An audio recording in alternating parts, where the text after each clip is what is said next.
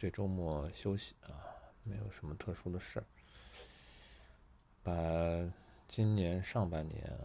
一些硬菜拿出来复习一下啊。这些应该是之前都放过的，以前肯定是放过啊。牛肉干系列，因为最近1个多月啊，硬菜不够多。这个除了上次这个胆脂瘤啊，全麻处理的胆脂瘤，最近1、2个月，哎呦，这小碎片还掉里头了。最近1、2个月啊，都是这个真菌啊，都是这些真菌的东西啊。把这些硬块啊，以前的这个剩菜拿出来，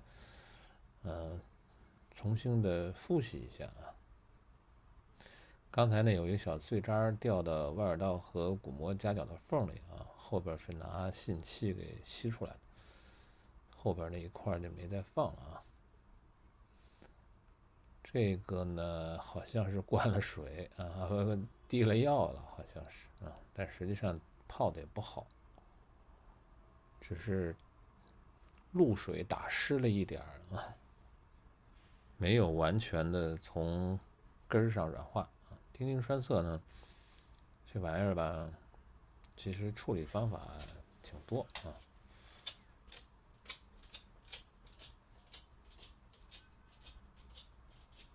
软化完以后啊，采用冲洗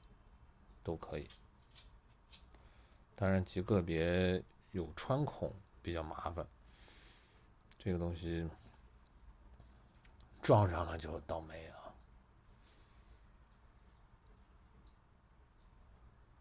多数的，因为现在的情况医疗条件好了，这个鼓膜穿孔啊，包括中耳胆脂瘤啊，这些年已经大幅度的下降啊。不说这些年，就是我刚上班那会儿啊，就是听前辈啊，我们开这个学术会议，前辈在这个交流的时候啊，表达的时候也是，就我那会儿刚刚工作啊，就我的这些去听课的时候，耳科学的前辈就说了这事儿，就是他们这些年处理的像什么鼓膜穿孔啊、中耳胆脂瘤啊这些发病率是大幅度的下降，比以前少得多得多了啊。当然，这个是指的比例的问题啊。就这个，因为咱们国家这个人口基数确实太大，比例下降了啊，短时间内就这个人数的数值了，绝对值来说啊，还是相对的还是不少的啊，这个量还是不小，虽然是比以前减少吧。因为这个中耳疾病啊，跟儿童在幼年时期的这个呼吸道的免疫功能慢性炎症的状态有很大的关系。现在一个是生活条件好，第二个卫生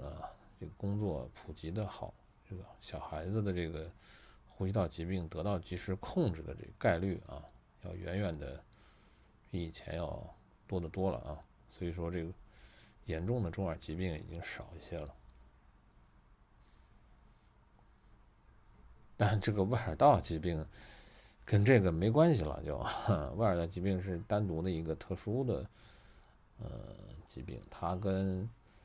中耳是没有直接的关联啊。中耳是属于呼吸道系统，这个外耳道呢，其实更多的属于一个皮肤啊，就是说这是一个皮肤的延续的区域所以它大部分地方像丁丁栓塞啊、外耳道胆脂瘤啊、真菌啊这些，其实说的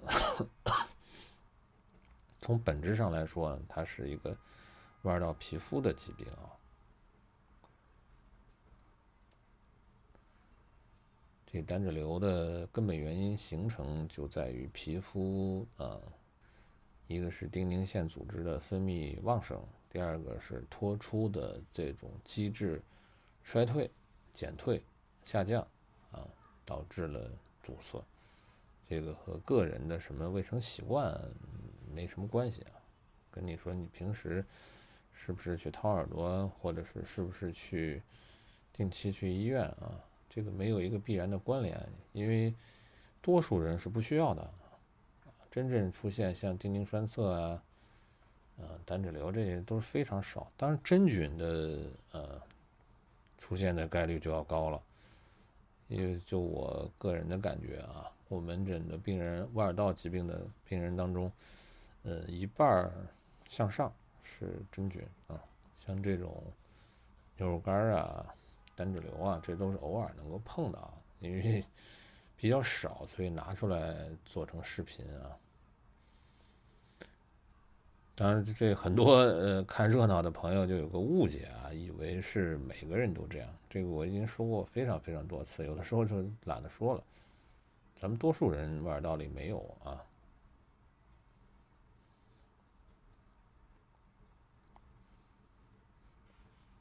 就算是这个发病率比较高的真菌，它也仅仅是说因为有耳朵的问题到医院来就诊的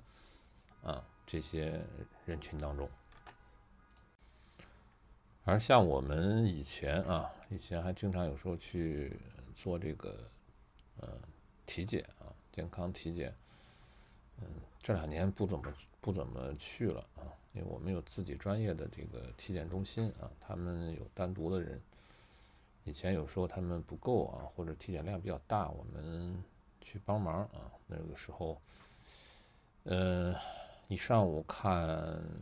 200到300啊，少的时候100。这种就是普通人群，他们没有什么耳科症状，就是例行来体检，发现有耳朵问题的啊，90%的人耳朵是正常的，剩下这10%啊，可能有各种各样的问题。所以说如果没有特殊的耳朵都不舒服，当然你耳朵有不舒服是另外一回事啊。就是如果有特殊的平时的耳朵的闷堵感、瘙痒感，或者听力有问题如果没有这些情况多数人是没有必要定期上医院去看耳朵的，这个是不需要的如果说耳朵平时不舒服，像丁宁栓塞这个就诊的人多数也没感觉大家经常会有人很奇怪说堵成这样了为什么没感觉，他真就没感觉因为它日积月累堆积的，这个是一个缓慢的过程就像温水煮青蛙一样堵成这个样子的话，它边上还是有缝隙。丁宁栓塞它毕竟是个干块嘛，所以它边上还有缝隙的话，声音的传导影响很低。所以这个在儿童当中丁宁栓塞，我的观点就是，如果孩子没什么特别的感觉而且尤其是那种不配合的儿童，年龄比较小的孩子没有必要去强行清理，因为对他来讲影响很小成年人就另外一回事了，因为成年人绝大多数都能配合发现了有，就手给他清理完就完，这个比较简单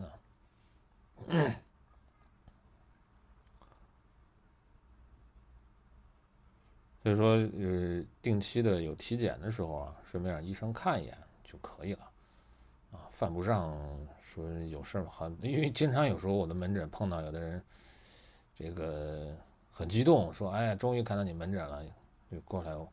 我一定把我这耳朵好好弄弄，因为从小到大没有弄过没有清理过我当时也很无语，因为这种情况绝大多数都没事所以为这个单独上医院来折腾一趟实在是不值当的。当然耳朵有问题有症状的情况下该及时看还是及时看正规的医院。耳朵比方流水这个耳朵堵、听力有问题、有闷不要总是觉得想当然，是不是我最近什么上火随便去买点滴耳液这个滴耳液在耳朵里轻易不要随便滴因为你不光是你就是药店里卖药的，他们也没有办法判断你的耳朵是不是需要滴耳液。有的时候点反了，如果是真菌点这个抗真菌的药不是点这个普通的抗生素，那个点进去会越来越糟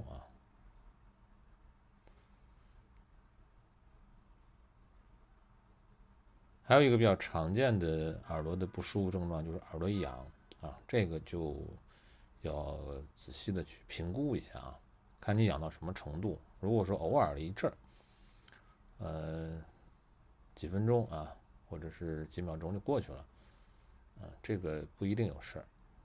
如果是很持续啊，每天都有，那有时候需要看一下啊，是不是真菌。当然，有相当一部分人，这个耳朵痒的症状很重，上医院检查，医生也告诉你什么都没有，啊，这也是不少见的。因为这个我的观点就这一类按这个外耳道皮肤的螨虫处理啊，使用一些抑制螨虫的药。今天借着牛肉干这个叨一些耳科的基本的一些知识啊，前面都是直接就 K 出来了啊，钩针啊，直接就勾出来了。对于有一些这个一看是棉签怼得太狠了，把这个钉块砸到最深的地方了啊。所以棉签这东西，极少数情况如果是需要涂抹药膏实在没办法了，也没有条件让医生来给你处理啊。涂抹药膏的时候偶尔使用，平时不是用来去做什么清理的啊。这个棉签没有什么意义啊，对清理方面来讲，你能擦出来一小部分，剩下的一大部分又被顶进去了，就像这个顶的，这叫一个瓷实啊。这个就是以前老说的一个词儿，就是上顶天下顶地啊。今天这个回顾估计老看的朋友都能说出来，其中的哪段是哪个月份放的啊？这个有几个我知道这几个记忆力极好，我都记不住啊。这个就是顶天立地，边上连点缝都没有，砸的太瓷实了。它的形成并不是棉签直接造成的，这个量不是棉签直接造成的，但是它的这个形态它这个硬度、结实程度是你棉签加工的这个属于叫什么？咱不能叫锦上添花吧？这你棉签属于雪上加霜啊，它本身里边量就不少棉签再把它砸一瓷实，中间泡了半个小时左右的第二液把它泡软了。这个人扣得太死了。好，出来了我们多数的人外耳道不需要刻意去清理，里边的碎渣子自然会脱落，掉不出来的你自己胡搞，